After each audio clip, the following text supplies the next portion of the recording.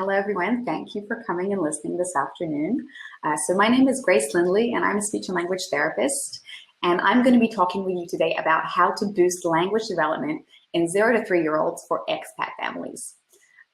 So this is a topic that I'm really passionate about. I work predominantly with 0 to 5-year-olds, and I work in France. So I work with native English speakers who live and work in France, so lots of expat families. The reason that this is an important topic is because as an expat, your children generally don't have the same level of models for language that they would if you were living in your native country. Just that because of things like their grandparents might not be around, you don't have the same access to extended family or friends. Maybe they're going to school in a language that's not your native language. And it's just a little bit harder for them to have those models for their native language. So as a parent, you have to be really on top of your game. And that's why today we're going to be talking about what is typical development and then some strategies to boost the language so you can achieve this typical development. Okay, so we're going to be starting with typical development. I'm going to go through the age brackets, so 0 to 12 months, 1 to 2 years, and 2 to 3 years. And then we're going to talk about strategies. And then at the end, there's going to be time for questions. So let's get started.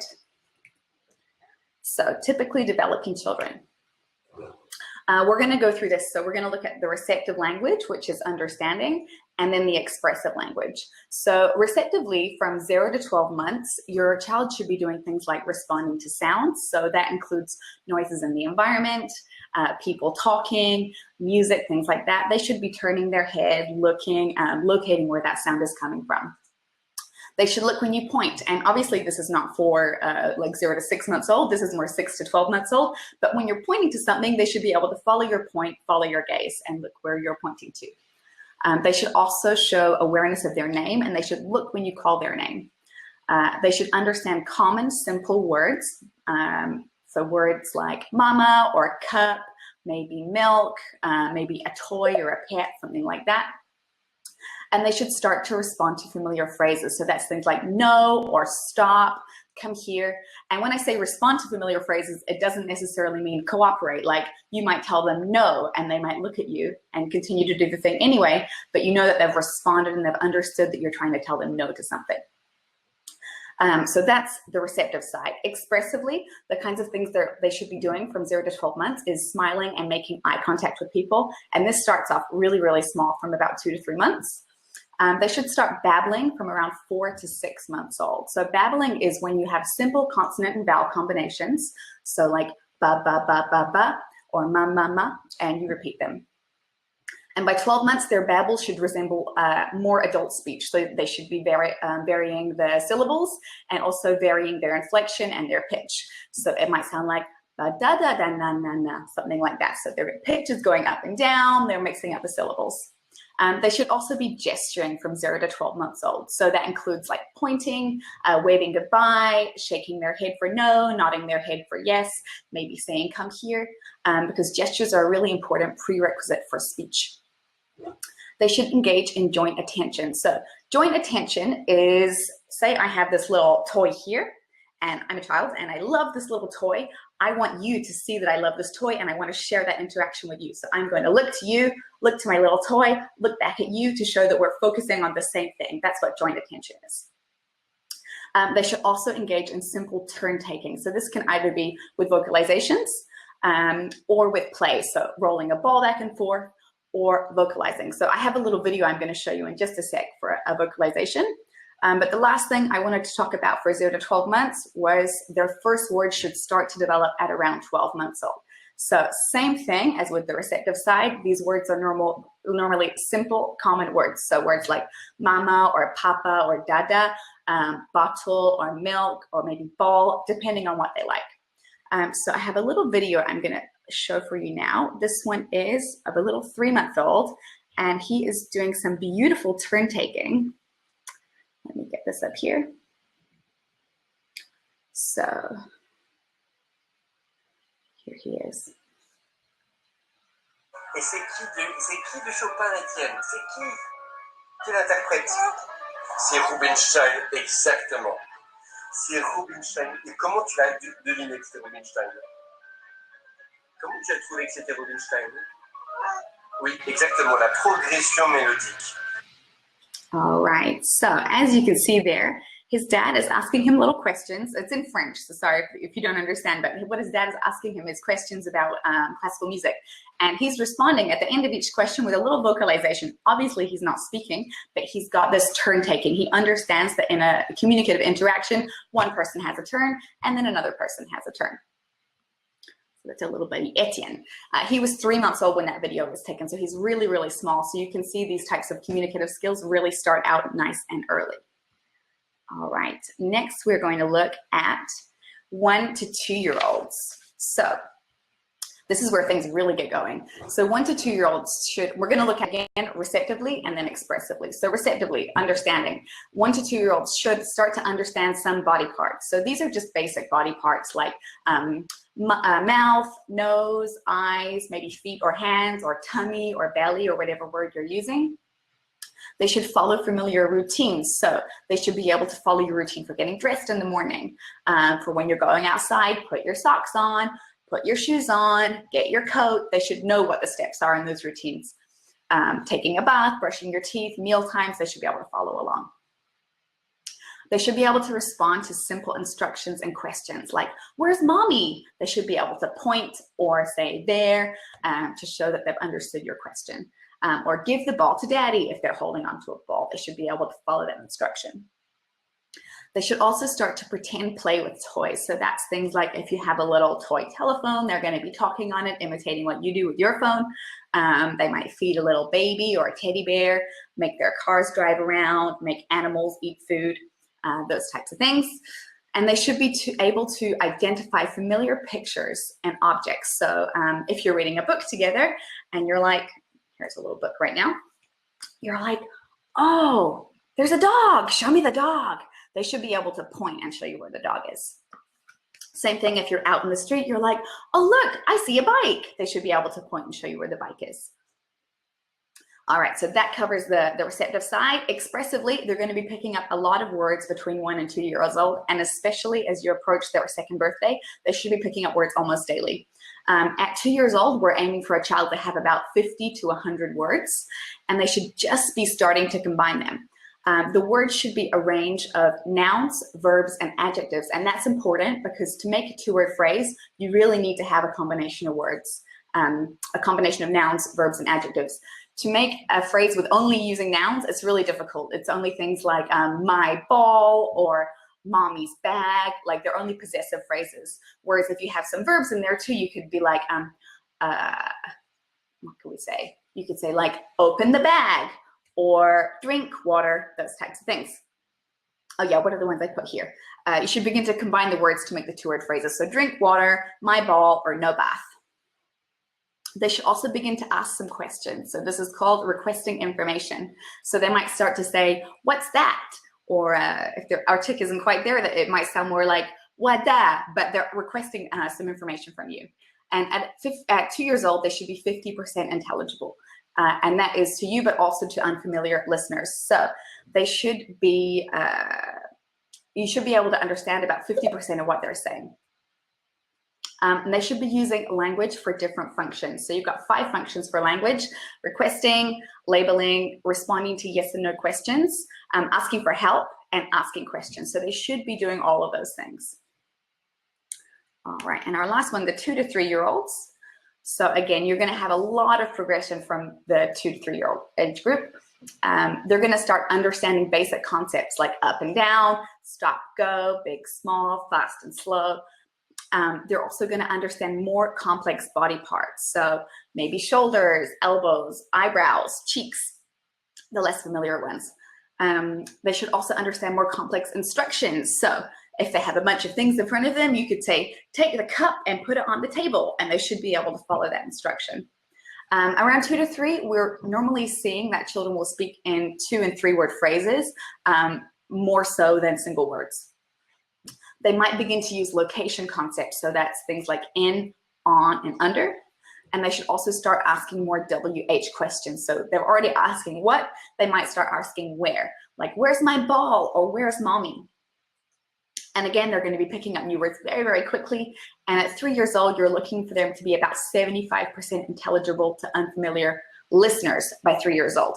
So what that means is their articulation might not be perfect, but you can understand what they're saying. So instead of banana, they may be saying nana, but we can understand that easy enough. So that's what intelligibility means. So now that we know our developmental norms, oh, first of all, this is just for the articulation norms. So as you can see, there's a big range of what's normal for articulation. So for 0 to 3 years old, you're looking in that column, the closest one to the left, which is, you should be, by 3 years old, you should definitely have these sounds. So your p, m, n, w, and b. And you might also have the k, g, d, t, n. The rest of the sounds, maybe f and v you might have, the rest of them might develop a little bit later. Some kids can make them earlier, but what's considered normal development is maybe a little bit later for some of those other sounds. So it's good to be aware of that. Sometimes parents are like, oh, my child is 3 and he can't say an R. If you look at this chart, you can see R can develop up until 6 years old. So it's maybe not the time to panic about that just yet. It's just good to be aware of those. All right. So now that we've covered the norms, we're going to get into the strategies that you can use to boost the language development to help your child get to those norms. First one is really basic. It's really important. You have to be fun. So when you're interacting with your child, you want to get down on the floor with them. You want to be playing together, using big facial expressions, using a playful voice, and just generally being fun and being exciting. Sometimes parents will say to me, oh, I have these toys for my child, but the child doesn't play with them. Well, it's your job to really teach them how to play with the toy. You need to be down on the floor, driving the car with them and showing them how toys work. All right, my next one is to read books. So this is starting early. This is not once your child is 2 or 3. This is from when your child is 0 years old. Get into the habit of reading books nice and early so that by the time they are 2 or 3, they're in the habit of it and they enjoy doing it. The repetition is the key for this one. So small children are not like adults in that if us as adults, if we have a lot of repetition, it really gets on our nerves. We don't like it. Children, they need the repetition to understand and they get excited by it. If they know what's coming next, they get really, really excited. So they might have a book that they love and they want to read that same book every day. That's perfect. Read them that same book every day. They'll get to know the words in the book and that will lead to language development. That will lead to them saying those words eventually. For reading books, my absolute favorite are lift the flap books. So I love these because they can boost anticipation because there's something exciting, what's going to be behind the flap. And they can also boost the engagement of the child because the child gets to do something on every page. So I have some that I love here. I'm just going to show you really quickly. So I love all spot books. These ones are fantastic. They've got little flaps with little animals behind them on each page. Dear Zoo is my oldest book, and this one is just amazing. I'm going to make myself bigger so you can see this really quickly. Oh, it's loading. There we go. So this is my absolute favorite book. It's my oldest book. And with these, you don't need to be reading what's written on the book. You can make up your own stories. So this book is about a zoo sending you a pet, but when I read it, I just do like, whoops, who's behind this box? Let's have a look. Let's open. It's the elephant. So none of what I said is written here, but I'm just going off script and making up my own story. I love this book here or any book with babies in it because a baby loves to see another baby. This one has body parts. And then I have Mr. Fox's socks as well, which has got clothing in it. So anything related to animals, body parts, and clothing are really good lift the flap type of stuff for this age group. All right, let me put the slides back up. Loading, here we go. So as I said, you can go off script and build a story around the pictures in your book, which is great for expat families because maybe you're living in a country where it's difficult to access books in your own language. It doesn't matter. Buy the books in whatever language is available and make up a story as you go using the pictures. If you do want to buy books in your own language, though, I recommend the book depository. When I was living in New Zealand, I used to get my books shipped for free there. Now that I'm living in France, I get my books shipped for free here. So it's really, really good for getting your books shipped for free wherever you are in the world, and the prices are super reasonable as well. And when I'm reading these books with kids, we're using verbal routines. So a verbal routine is something that you do, it's repetitive basically. So every time we read a book, we're using the same type of language. It's very, very predictable for the child. So when I'm doing books with lift the flaps, I do lots of knock, knock, knock, or open, or maybe peek-a-boo when we open up the flap. turn the page, and then when the book's finished, all done. So if we do these over and over for every book, no matter what we're reading, the child knows we do knock, knock, knock, then we open, we might do peekaboo, we turn the page, and then we're all done. They get to know the routine. I've got a little video of my little buddy Etienne again. Now he's a little bit bigger, and he is doing a verbal routine with me with a book. So let's have a listen.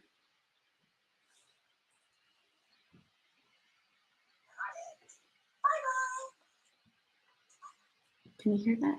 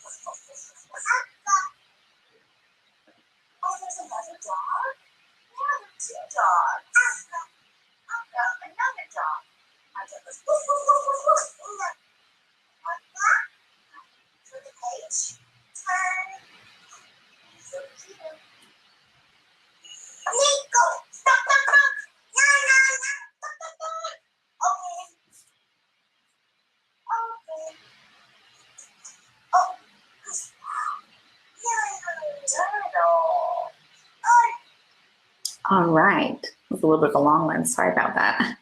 Let me close it, get back here. So as you can see, that's Etienne. Now he's 1 year, 10 months old in this video. So in this interaction, this was our first time actually doing it. Etienne is a little boy who's my friend's child, and she just lent him to me for an afternoon so that I could record some stuff for this webinar. So he's never done this interaction with me ever before. And as you can see, I did the knock, knock, knock one time. He really liked it. He found it super fun. And then a couple of pages later, he actually initiated that knock, knock, knock by knocking his little hand on the page. So as you can see with these verbal routines, if we do them a little bit, the kids can pick them up super, super quickly. Okay. Also, just a side note, Etienne speaks French. So some of the words he was saying was French, were French. He said nose in French, and he said encore in French, just in case you didn't catch that. But he also speaks English. All right. So the next one, very similar to the books, is singing songs and nursery rhymes. So same type of thing. Start early, and the repetition is the key. That's what's going to get you there.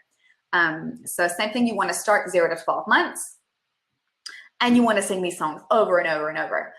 It's better if you're singing the song with the child rather than having a video do it, because there's more of a social component to it. But also, if you do want to use a video, I've put a little link down there for a YouTube channel that I love called Super Simple Songs, because they have really, really good nursery rhymes for this age group. They're actually a channel for English as a second language speakers. So they're actually aimed at older children who English is their second language, but they work so well for our 0 to 3 age group because the language is simplified and they're targeting basic concepts. They also do, like for Wheels on the Bus, they do the wheels on the bus go round and round, round and round, round and round. The wheels on the bus go round and round. And then instead of doing all day long, they do round and round. So you just get that extra repetition of the concept that you're working on and simplified language. So I really love the Super Simple Songs if you do want to use screens for doing your songs. And the reason why songs and nursery rhymes are so good is because these can serve as a fill in the blank activity. So what that means is if your child loves the song, you're going to sing part of the song. So the wheels on the bus go, and you're going to pause, and the child wants to fill in the blank. So they're going to say round and round. And that can be a good way to get some first words going. And you can use actions. So as we talked about, gestures are a prerequisite for speech. Actions are gestures. So if you're using actions in songs, these are a prerequisite to speech, and they might end up pairing an action with a sound. So they might start by doing this, and then a little while later, they might say round and round for your Wheels on the Bus song. And like I mentioned, simplify the song if necessary. The super simple songs, they also have a really good heads, shoulders, knees, and toes that starts off nice and slow because that song can go a little bit fast. And they have some other really good ones that I love. One of them is called Open Shut Them, which is learning some basic concepts, so open and shut. They have one called Make a Circle, where it's just using concepts big and small, up and down, fast and slow, sorry. And what other ones? They have tons. You should really go on their YouTube channel and check them out. They have some really, really good songs. And I think that's it for songs and nursery rhymes. All right, next we're going to talk about vocal play. So this is another prerequisite for speech, and often these are more motivating than words for kids when you're starting out. So what vocal play is what it says it is. It's playing with your voice. So it's things like animal noises, or like boom, or crash, or car noises, or exclamations. So things like uh-oh, or wee if you're going down the slide, or yay with clapping.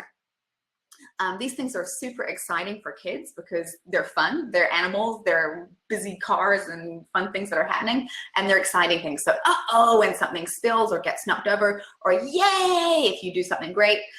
So often these will come before first words. I have this little book I actually made when I was first starting out as a speech therapist. I'm not a graphic designer, so it's not great, but it is really good for this vocal play. So what I've got here is, we start off with just some animals. So I've got some cows over here, and we're going to go moo, moo for our cows. We've got some sheep. We're going to say ba, ba, ba, ba, ba. We're looking at our sheep. I'm going to actually make myself a little bigger so that you can see me a little better. Here we go. All right, there we go. You can see it better. So we've got our cows. We've got our sheep. We're going to flip through a little bit. I've got a bunch of other animals, cats, chickens, etc. Dogs and horses. Whoop, you can see those. And then what we get through to is, so this is vocal play with consonants. So what we're doing here is we're targeting consonants using the vocal play. So my sound here that I want to work on is p. We're going to pretend that we're popping bubbles. So we're going to go p, p, p, p, p, p, p. And that's really fun for kids. And I've got almost all of the English consonants in here. This one is for blowing up balloons. So we're going to go, let's blow up a balloon. Make our sound. We've got our fish blowing bubbles. Bub, bub, bub, bub, bub, bub, bub. So we're keeping this really functional and playful and fun, but we're also targeting consonants at the same time. All right, let me put you back on the slides. And you can see when I was reading the book with Etienne before, we were using vocal play. So doing the knock, knock, knock is kind of a vocal play because we're doing it with an action, and knock, knock, knock is kind of like the noise that the hand knocking makes. We also did the monkey going, ooh, ooh, ah, ah. And those things for him when he was reading the book, those were the things that he wanted to imitate. All right, the next point we have is self-talk and parallel talk. These kind of go together. They're very similar. So self-talk is when you're narrating your own actions during play or daily routines. Parallel talk is when you're narrating the child's actions during play or daily routines. So if I'm doing self-talk with my child, it might look like, oh, I'm cooking dinner. I'm going to cut up a carrot. Cut, cut, cut, cut, cut. I'm putting the carrot in the pot. Turn on the stove. On. I'm stirring. And if you're narrating your child's actions during a play activity, might be like, oh, you've got the cow. Put the cow in the farm. Oh, you're making the cow run. Run, run, run, run, run. Oh, good night, cow. You're making the cow go to sleep. So that's when you're narrating what your child is doing when you're playing with them. For these, you really want to choose your moments. It's not something that you're doing throughout your entire day. Otherwise, it's a little creepy to be narrating your entire day. So you really just want to pick moments here and there just to be modeling language for what you're doing and what your child is doing.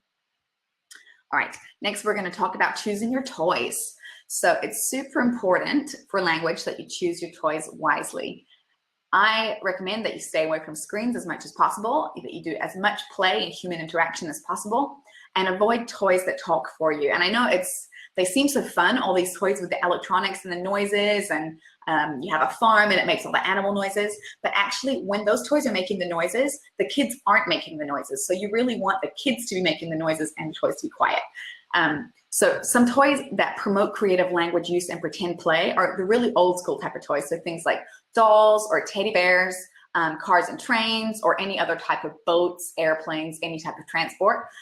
Cooking toys, so tea sets or grocery toys or little foods that you can cut up. Mr. Potato Head, blocks and Legos, or any other type of construction toy where you can create things. Dollhouse, dress up, Play-Doh, farm animals or jungle animals, and bath toys like little fish or ducks or boats or whatever you like. That's not an exhaustive list. There are tons of other great toys, and at the same time, you don't need to have all of those toys. Just choose some, but it is really good to have at least some of those. And I also recommend instilling a routine of cleaning up after you finish playing. So you might have your toys, like each toy in a little Ziploc bag or a little clear bucket, and you clean up after you finish playing. And the reason for this is that if you have too many things out at one time, it gets really confusing for the child, and they have a little bit of a hard time focusing on one thing. They'll tend to flip from thing to thing. Whereas if you have the routine of like, oh, we'll finish playing with the Mr. Potato, let's clean them up, put them back in the bag, then your play area is clear, and you can bring out another toy, and you won't have all these parts mixed together. Obviously, it's fine if you want to use two toys together, like a Mr. Potato Head, and you build him a house. You've got two toys out at once. That's fine, but just try not to have everything out all the time. Another thing that's great about if you develop the cleanup routine is that it gives you an extra chance for using the vocab that you've been using in the play interactions. So if I've got, for example, my Mr. Potato Head, we've been playing with him, we've been putting in his arms, putting on his hat, putting in his eyes. And we're like, it's time to clean up now. Let's say goodbye to the Mr. Potato Head. And we're going to say all done for all of the parts. So we're going to go all done, feet, put them back in the bag. All done with the mouth, put it back in the bag. All done, nose, put it back in the bag. And if you have this as a verbal routine, your kids are going to start to pick it up. So they might either pick up the all done, or they might pick up the body part or whatever that you're putting in, but they're going to start saying that phrase with you as you go.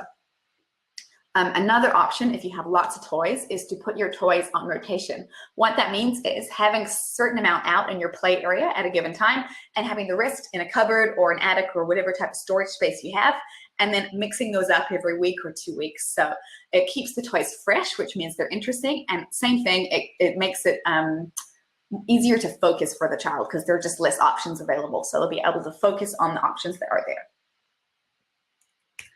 All right, next one. Okay, this is a really important one, and especially for our expat families, it's exposure to peers. And I know sometimes it's really tough to have exposure to peers when you are an expat, but it is so important for developing social skills in the 0 to 3 age group. So even if they don't speak the same language as the child, you want your child to be exposed to children of their same age. You can search for play groups or music groups that are in your native language, but if they're not available, just get your child to join in with whatever language is available to you. I think also now with Facebook, there are lots of Facebook groups for expat families. So search those out and see if there are different play groups available to you in your area. And if not, get your child interacting with other children whose native country it is. And even if they won't speak the same language, your child will be working on things like turn taking, the joint attention, playing with another child, sharing, all of these really important social skills. They're going to see other children communicating, hugely important, and they're going to pick up some great skills along the way. All right, next we're going to talk about, we've touched on this a little bit already with the verbal routines. So this is just more building vocabulary around routines. So same thing for the books, same thing for the nursery rhymes. The repetition is the key here. So what this is you have your everyday routines. So whether it's getting dressed, taking a bath, brushing your teeth, going outside, and meal times, and you have certain vocab that you use every single day within these. And the goal with building vocabulary around these routines is to really plan out what is the vocab that you can use for each routine, and make sure that you use it. So what I like to do with parents is to get them to pick one of these routines. So let's say getting dressed.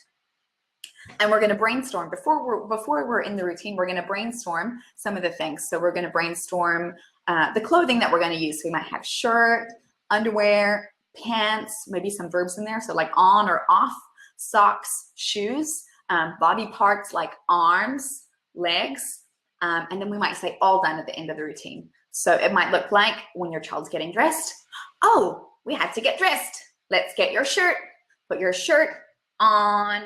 Let's get your pants, put your pants on. Let's get your socks. Oh, where's your foot? So I'm adding my body parts in there. Put your sock on. And then all done, we're ready to go. And so basically, if you do these same types of, if you use the same vocab every single day for these routines, your child's going to pick it up and they're going to be excited because they're going to anticipate what's coming next, and they're going to be happy when they know it. And eventually, when they start to develop some speech, they're going to want to fill in those things for you during those routines.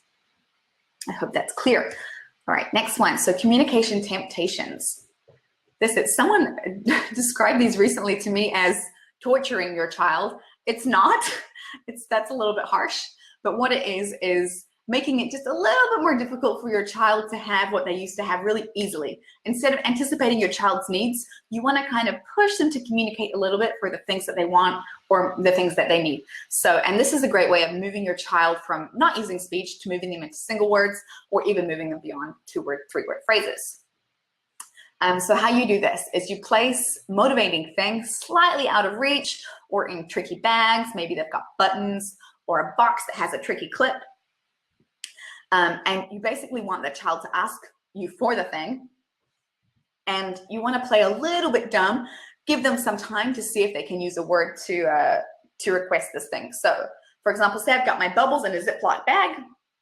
The child brings me the thing and they're going, like, I want these bubbles. I'm like, oh, do you want something? Oh, I don't understand. Oh, do you want the bubbles? And then we're going to wait 3 to 5 seconds to see if the child is going to repeat us. If they don't, we're going to try one more time. Bubbles. And hopefully they're going to repeat us again within that 3 to 5 second window. If they don't, we're just going to open it anyway. And we're going to say, bubbles, let's play with the bubbles. But what you want to do is you want to slow the interaction down that little bit so they're not getting what they want quite so quickly, so that they realize if they are using speech, that things move along much quicker and they get faster access to what they want. Another thing that I love to use for communication temptations are social games that require an adult. So these are things like doing really big jumps with the child. They can't do the big jumps without me. They need me to do it. So they might stand up on the couch and I'm standing there going, oh, do you want something? I don't know. And they're saying, and you're like, oh, you want to jump. Jump. Maybe you do a little bit of sign with it because this gesturing is really great. And we're hoping that they respond within that 3 to 5 second window. If they don't, we're going to try one more time. Jump. And hopefully they'll imitate us. And if they don't, we're going to do it anyway. Let's jump and jump together. Another one is spinning or Sally the camel. And another type of communication temptation are for really fun little toys. I have one here. This is a little popping toy. So what I do with this one, I hope you can see it. Well, it's not going to work. I'll put it on my hand. This one here, I push him down and he pops up. It's super fun. Ooh. Let me grab that. And so for this one here, what you're going to do is like a ready, set, go type of activity. And if your child has heard ready, set, go a number of times, they're going to start to want to fill in for the go because they know that the go is when the exciting thing starts to happen. So for this one, I'm going to do ready, set, and I'm going to wait expectantly for them to say go. And they're going to tell me go. And then I let the thing go woo, instantly. Sorry, that pops really high. But yeah, you want to wait. And even if they're not saying a perfect go, if they just make any type of vocalization to start with within that frame where I'm waiting for them, I'm going to reinforce them and I'm going to make the toy pop. Other toys that you can use for that are things like cars that wind up and you can let them go, or like rolling a ball really fast. Basically, just be creative. Anything with the ready, set, go is really fantastic. So that is communication temptations. Next, we're going to move into focused language stimulation. So it sounds really complicated, but it's actually just a high repetition of a target word, phrase, or concept. So you can use this to move your child into using single words, or you can use it if they're using single words and you want them to speak in 2-word phrases, or if they're speaking 2-word phrases and you want them to speak in 3-word phrases. What it basically is modeling the level of language that you want your child to use at a high repetition. You reduce the other words around while you're doing it. So you want to repeat your target word or phrase 5 to 10 times before you change to another topic. The goal is exposure for this. So you're not expecting the child to repeat. You're just simply modeling, but often the child will end up repeating naturally if your activity is motivating enough. And you want to choose your target words wisely. So as we mentioned way back in the typical development, to build two-word phrases, you need to have nouns, you need to have verbs, and you need to have some adjectives. So when you're choosing your target words, don't choose only nouns. You need to have verbs and adjectives in there too if you're wanting your child to develop the two-word phrases. I've got a little video of my buddy Marvin for this one. So he's 5 years old, but English is his second language. So he speaks English at the level of around a 2.5-year-old. He is working on prepositions, so location words, and we're playing a little fireman game. And my target concept for him is under in this interaction. So I want you to see if you can count how many times I'm going to say to him under the chair in this one. Let me grab it up. This one here.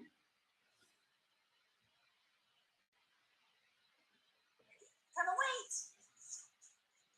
We're listening. We're gonna wait over here. Yeah, gonna wait.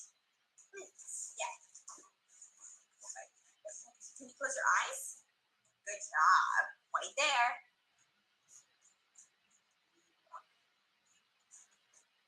Marvin, quick! Wait! There's a fire under the chair. It's under your chair. Here. Under your chair. Have a look. Is it this chair? No. No. Where is it? Must be over here. It's under your chair. Under the chair. Under the chair. See it?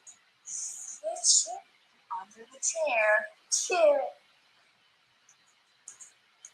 Oh, there it is! Quick, put it out! Go, it's under the chair. All right, so that's Marvin. He loves this game. He's so sweet.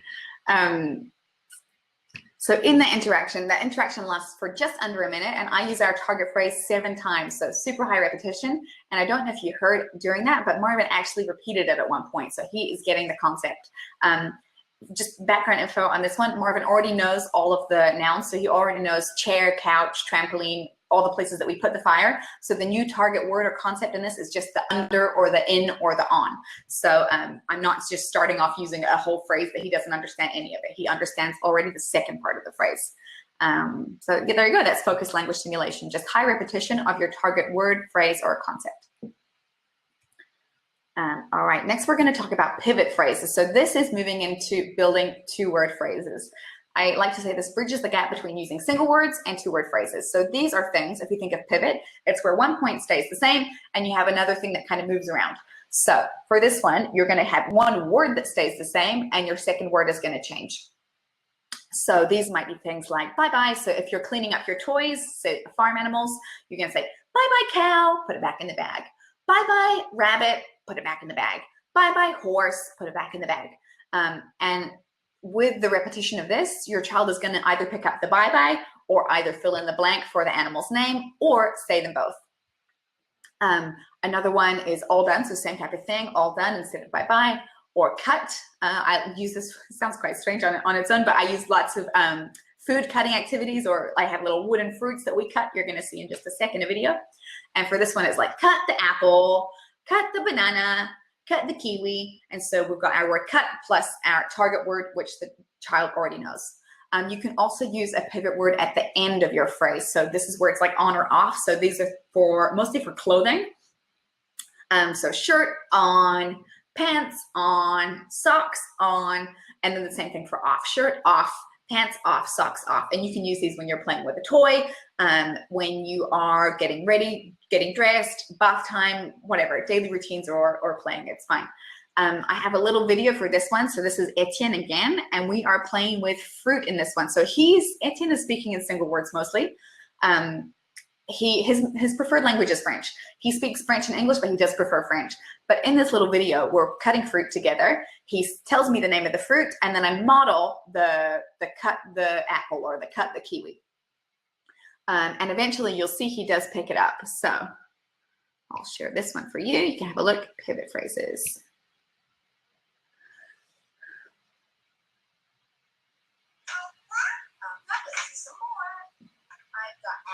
Apple or orange? Apple. Let's cut apple. Cut apple. Cut, cut, cut. Cut, cut, cut.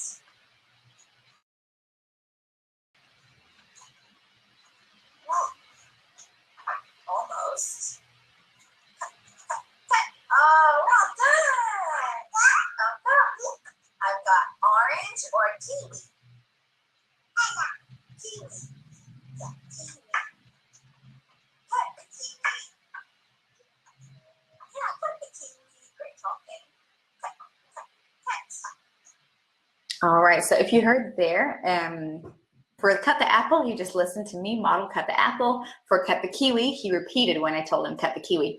So he's learning to use those two-word phrases. All right, next we're talking about expanding phrases. So again, this is where you're wanting to expand on what your child is already saying. So your child will be speaking in single words or two words, and you're going to expand what they're saying to model back a longer phrase. So it's modeling the use of longer grammatically correct phrases that expand on what the child has already said. So I've got a couple of examples here. So for example, if your child is saying bubbles, they're requesting bubbles, you're holding bubbles, you're like, oh, you want more bubbles. I'm going to blow some more bubbles. And so in this one, you're modeling, sorry, these words should be a little bolder here. So more and bubbles should be a little bolder, and blow more bubbles. So you're modeling these two-word phrases, more bubbles and blow more bubbles, and three-word phrases to expand on what the child has said. Another example, the child might say blue and hold up a blue block to you. Or they might say boo because they can't do the BL cluster. You're going to say, oh, you've got the blue block. Put the blue block here. And again, the words that we're emphasizing are blue block and blue block here. So we're making a two-word and a three-word phrase that's grammatically correct to model back to them to expand on what they've said. Third example, we've got a child playing with a train set and they're saying, train go, and they're pointing to the train. And you're like, yes, the train is going. The train is going fast. So in this one, we're adjusting the grammar slightly to make it grammatically correct. So the train is going rather than train go. And then we're adding a word to expand on their phrase. The train is going fast. So it's just modeling a step up from where your child is currently talking at. All right, and that's about it. Last thing I've got is some things to avoid. So one thing that you should not do is to get your child just to say something. So you're like, say car, if the child doesn't have a reason to say car. Sometimes I'll be doing an assessment where the child and the parent will be like, oh, the child can say fish. And they'll look at their child and say fish. And the child is over there playing with a Mr. Potato Head. There's no reason for him to say fish in this context. He's playing with Mr. Potato. So if you can avoid telling your child to say things that are not functional, that are not in the context, that would be great. Another one is telling your child, use your words. This is just a little condescending.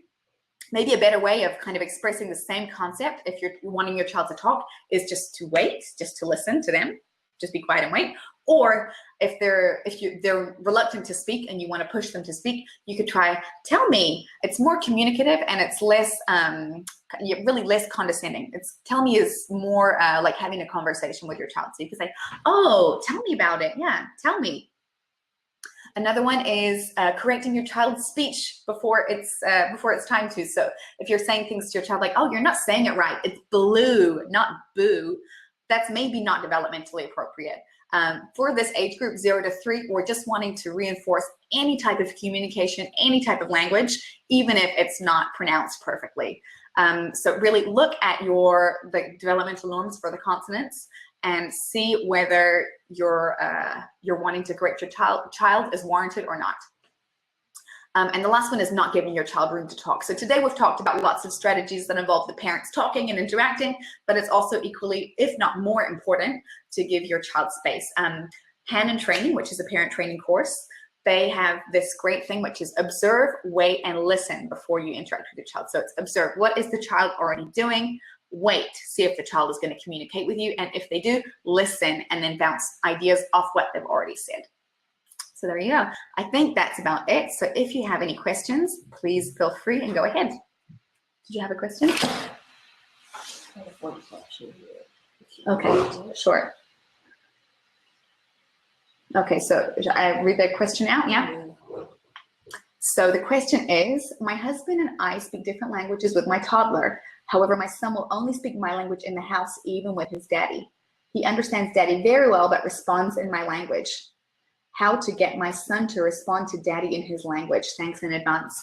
Hold on a second. Is it only in the house that he's speaking with the dad? Is he speaking outside of the house in the dad's language? Yeah, I think so. Okay. Well, I would say don't worry. Your child seems to think that there is a language that you speak at home and there is a language that you can speak other places. The fact that he's able to distinguish between the two different languages is amazing. Well done, your son. I would say don't worry about it. It's not a priority.